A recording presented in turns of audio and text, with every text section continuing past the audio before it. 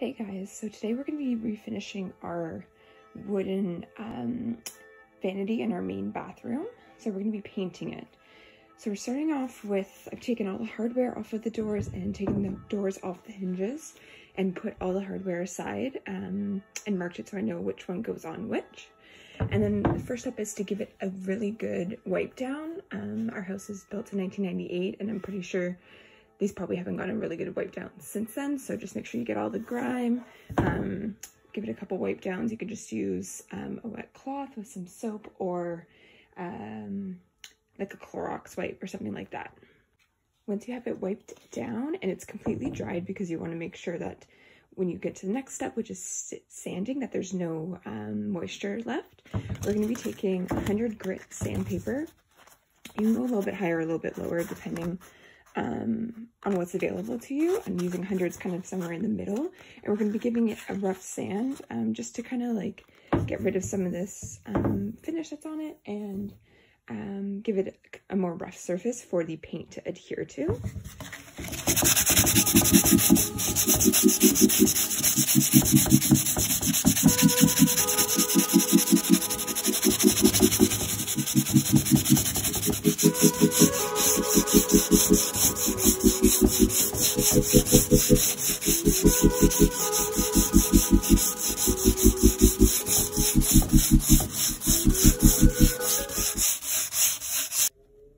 So now I have a few of these all sanded up. You're going to want to make sure you get all of the little edges. If you have this kind of a shape of cabinet door, just make sure you give a rough wipe to all these edges here as well as the sides. And then once you have this side done, we're going to get rid of some of this sawdust and we're going to flip them over and do it on the other side.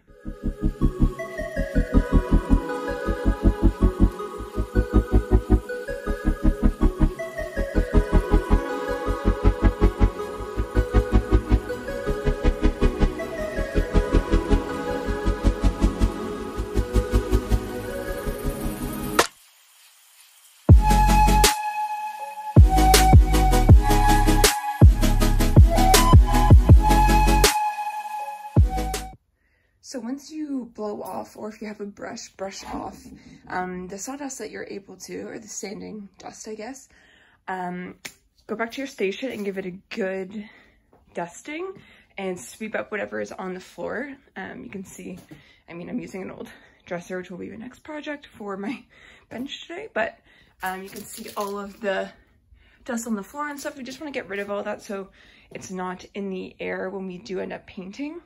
Because it'll just kind of make the finish look a little bit crummy. So I'm gonna clean this up.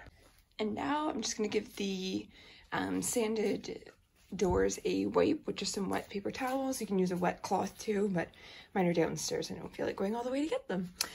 Just because we want to get all this little, if you look really up close, you can see there's kind of like micro dust that wasn't able to come off from us blowing it away. So we're just gonna wipe all that off and then wait for it to dry before we start painting.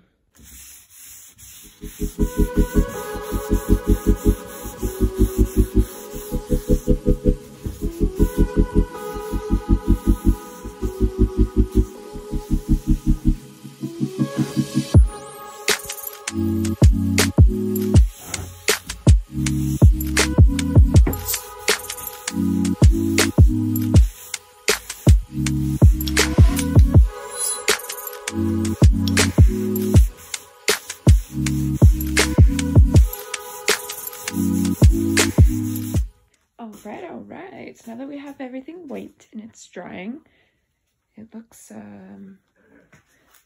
not quite any different from before, a little bit lighter, but that's what we want. And trust me, it's a step you don't want to skip. It'll help the paint to adhere better in the long run if you do the sanding versus if you don't and you leave a bit of a glossy sheen underneath the paint. It'll chip eventually, so this will help with longevity.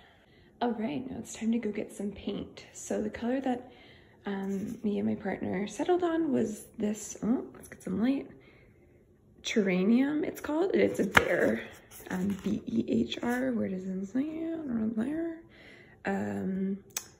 A bear color, so we wanted to go for like an emerald green. This is probably the color that we would want to go for most, but because we don't have a lot of light directly pointing onto the vanity, it's kind of like above it, pointing onto the countertop. We're gonna go with this one because I think it'll end up looking like this in the lighting anyways, and I don't want to go this route and then it pretty much looks like black. So yeah, fingers crossed it looks okay. We'll see. I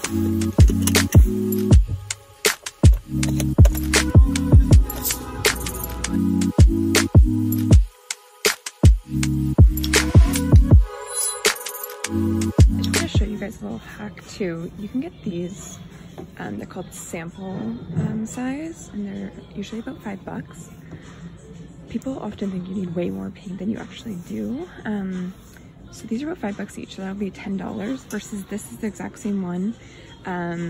Granted, there's about 800 milliliters and these are 200 milliliters each, so it's about half the size. This is $30. So if you don't need a lot of paint, this is definitely the best route to go typically.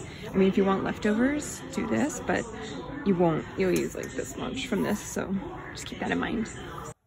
All right, so a couple different options here. So we have our paint. I'm just going to use the one for now. I don't know that I'll need both just for the doors, so I can use the other one for the vanity itself. So you can use a paintbrush for the whole thing if you want. It could get streaky, but just pay attention. You're going to do probably 2 coats anyways, so it might not matter. Because we have the little detailing in here, I'm going to have a small paintbrush handy just to line that out. You're going to need a paint stirrer to make sure the color is all stirred up properly. It usually is, but you never know, especially if you bought it a few days ago and then it's been sitting. I just bought it, so it shouldn't be bad, but you never know. You can also use a foam brush if you want. It kind of takes away the streakiness, but obviously this is going to take longer. Or a foam roller is probably what I'm going to use for the large majority of it, like for the big pieces, the flat surfaces, whatever you want to call it. And then you need a paint tray, but I don't feel like dirtying my full big paint tray, so I just have this in my recycling from, I don't know, mini cucumbers, I think. So I'm just going to use that.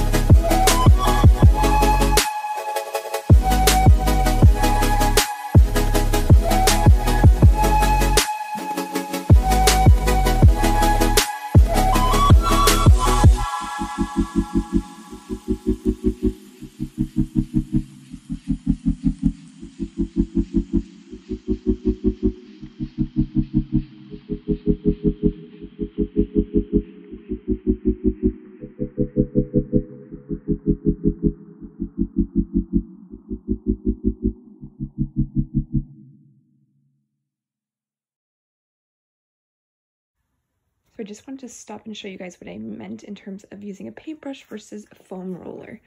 So granted, these are very light coats because you should do a couple lighter coats versus trying to do one thick coat. It'll just dry much more evenly and look nicer in the long run. So this one I did with a roller. It didn't get into all of the little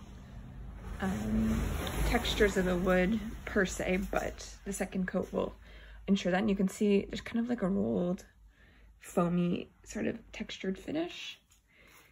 And this one is with a paintbrush, again, a very light coat. There's a couple kind of like streaky spots, but again, that will be corrected in the long run. I think I actually might do the second coat with a paintbrush just because it seems the streaks kind of just blend into the texture of the wood that's naturally there, versus I feel like the foamy roller gives it a bit more texture than it would otherwise have. I don't think it'll end up looking very natural in the end. So we're gonna go with the paintbrush and we'll see how that goes. So these are the backs of the doors. I'm gonna finish these up, flip them over, make sure all the sides are done, and then do the fronts. And here we are with the finished product. Now, I just have the hardware on here that I had previously. I'm wondering if I'm going to switch it out with either, I'm torn between a matte black, because I know with this color I've seen other people do it and I know it looks really nice. I just don't know if it's going to be a little bit too harsh for the colors that we have going on in here. The green ended up bringing out a lot more of the kind of the pinky tones, the blush pink tones in this countertop than I had anticipated. I thought it would bring out more of this kind of gray that's going on.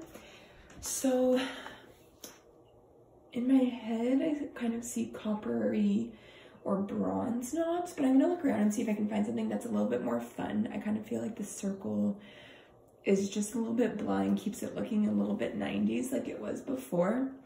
I also tried out this is the medicine cabinet one. I tried out this one that I had sitting around that's kind of like a bronze, deep, like gold. And I don't mind it, but I don't know, it just doesn't feel right. It's not the one that we're gonna go with long term. But this is how it turns out. You can see the finish is not all that bad. I'm pretty happy with how they turned out. I did go through pretty thoroughly and make sure there's no like touch-ups that were needed. There's a couple places, especially like right around here. Oh, so I missed that one. Just where it was kind of hard to get in once I had put the hardware on. But otherwise, so far so good. It's been a couple weeks now that we've had this because I got distracted and didn't finish this video. So everything's going good so far.